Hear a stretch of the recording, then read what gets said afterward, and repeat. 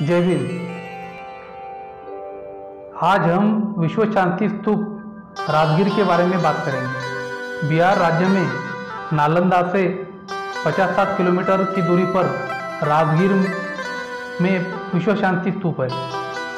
अब ये विश्व शांति स्तूप, इसकी निर्मित किसने की और क्यों की, क्या इसका उद्देश्य था, ये मैं आज आपको बताने वाला हूँ।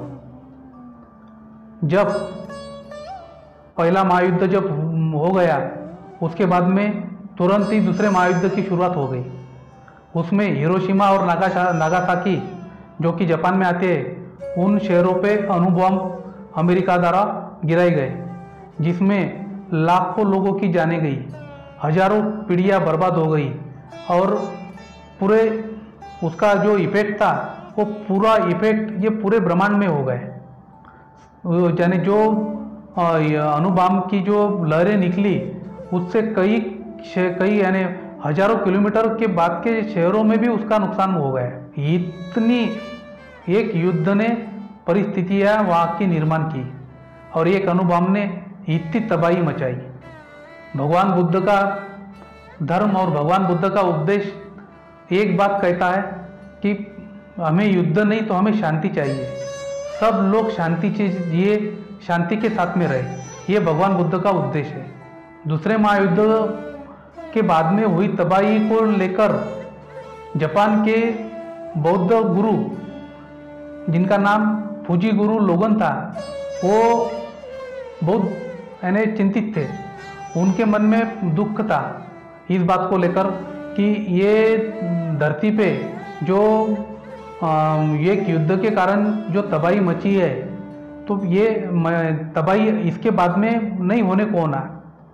इस धारणा के कारण जापान के बौद्ध गुरु फूजी लोगन, यानी उनका नाम है फूजी गुरु लोगन, उन्होंने बुद्ध का एक विश्व शांति स्तूप बनाने की योजना बनाई। अब योजना उन्होंने बनाई, उनका यह योजना बनाने के पीछे एक मतलब यही था कि विश्व शांति स्तूप इस नाम से बनाया जाए कि इसके बाद में कभी भी कोई भी अणु बम का या इसका प्रयोग ना करे और जग में यानी पूरे जग में कभी युद्ध ना चढ़े।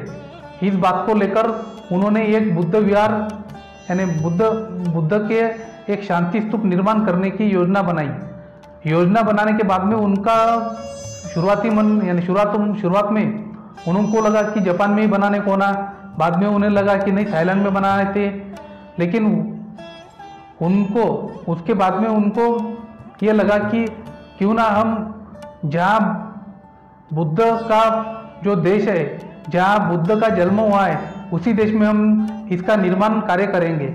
यह बात उन्होंने मन में लेकर यहाँ आकर भारत में उन्होंने जगह चुनी जो नालंदा के पास में, जहाँ राजगीर नाम का एक गांव है, वही पहाड़ियों में उन्होंने विश्व शांति बुद्ध स्तूप की निर्मित की। यहाँ पे विश्व शांति स्तूप बनाने के बाद में उसको जाने के लिए उन्होंने रोपवे की व्यवस्था की। वहाँ पे एक बहुत बड़ा रोपवे है। अभी पुराना रोपवे तो शायद बंद हो गया है, अभी नया भी रोपवे वहाँ पे चालू है। पुराना रोपवे जो था वो भी बहुत अच्छा रोपवे था, उसमें भी बहुत से पर्यटक आज तक जाके विश्व शांति बौद्ध स्तूप देख के आए हुए हैं। नालंदा के बाजू में ही 50-60 किलोमीटर पे ही ये विश्व शांति स्तूप है। अगर आप कभी भी बुद्ध गया गए, कभी भी आप बिहार गए, कभी भी आप नालंदा विद्यापीठ देखने गए, तो एक बार जरूर विश्व शांति स्तूप को जाके वहाँ देख के आ जाना कि शांति किसे कहती है। वहाँ जाने के बाद में यानी सभी को वहाँ पे एक अलग प्रकार की शांति मिलती है और वो शांति मिलने के हिसाब से ही वो स्तूप की निर्मित की हुई है। वहाँ पहुँचने के लिए जो रोपवे है, वो रोपवे भी बहुत ही खास है।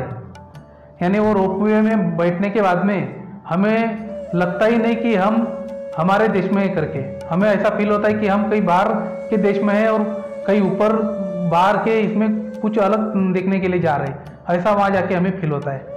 और यही रोपवे जब देवानंद और हेमा मालिनी की एक फिल्म बनी थी जॉनी मेरा नाम, उसमें एक गाना था वादा तो निभाया, ये गाने में ये रोपवे और विश्व शांति स्तूप जो राजगीर में है वो गाने में पूरा आपको देखने को मिल सकता है।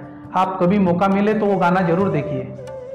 विश्व शांति स्तूप जो बना है उसका मेन कारण यही था कि जग युद्ध की ओर न जाए, जग शांति की ओर जाए और कभी भी अणु बॉम्ब जैसे बॉम्ब का इस्तेमाल ना हो। इसके कारण विश्व शांति स्तूप की निर्मित फूजी गुरु लोगन इन्होंने की थी। अब 1998 में अटल बिहारी वाजपेयी जी का अपने भारत में सरकार आ गया। उनके सरकार में एक मंत्री थे जॉर्ज फर्नांडिस, जो उनके पास में जो खाता था वो संरक्षण मंत्री थे।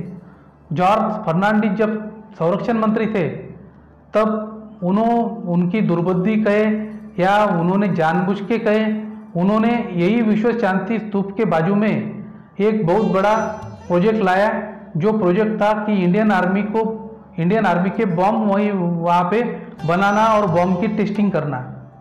ये प्रोजेक्ट उन्होंने लाया। अब उसका विरोध उस टाइम पे सब देश भर में हुआ।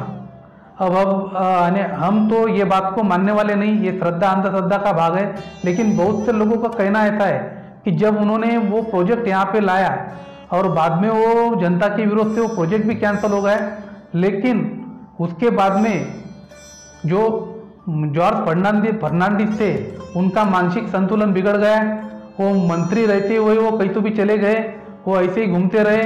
उसके बाद में उनका क्या हुआ और क्या नहीं हुआ ये आज तक किसी को पता नहीं है। सब सिर्फ कोई लोग कहते कि वो गुजर गए, कोई लोग कहते कि वो ये जगह पे है, लेकिन आज तक भी कोई ऐसा क्या बोलते उसको अपना ठाम सबूत नहीं मिला उसको कि जॉर्ज फर्नांडिस का उसके बाद में क्या हुआ। बहुत से लोग ये कहते हैं कि बुद्ध का ही एक कारण है जो राजगीर में बना हुआ विश्व शांति स्तूप जो था, जो बॉम्ब और युद्ध के विरोध में था, उस जहाँ पे इतनी बड़ी शांति थी वहाँ पे ये जॉर्ज फर्नांडिस ने जो ऑर्डिनरी फैक्ट्री और उसकी टेस्टिंग का जो कारखाना बनाने की बात सोची थी और वो जो मंजूरात किया था, उसके ही कारण ये घटना घटी, ऐसा लोग कहते हैं। अब ये हर एक की अलग अलग भावना है, हर एक अपने अपने विचारों से ये सोचता है। लेकिन मेरी आपसे विनंती है कि आप जब भी कभी बुद्ध गया या बिहार गए तो एक बार विश्व शांति स्तूप को जरूर मिल के आइएगा। ऐसे ही जो जानकारीपूर्ण वीडियो देखने के लिए मेरी आपसे विनंती है कि आप हमारे RJB मीडिया चैनल से जुड़े रहिए और बहुत जल्द मिलेंगे एक नई जानकारी के साथ में। तब तक के लिए सबको RJB मीडिया की तरफ से जय भीम।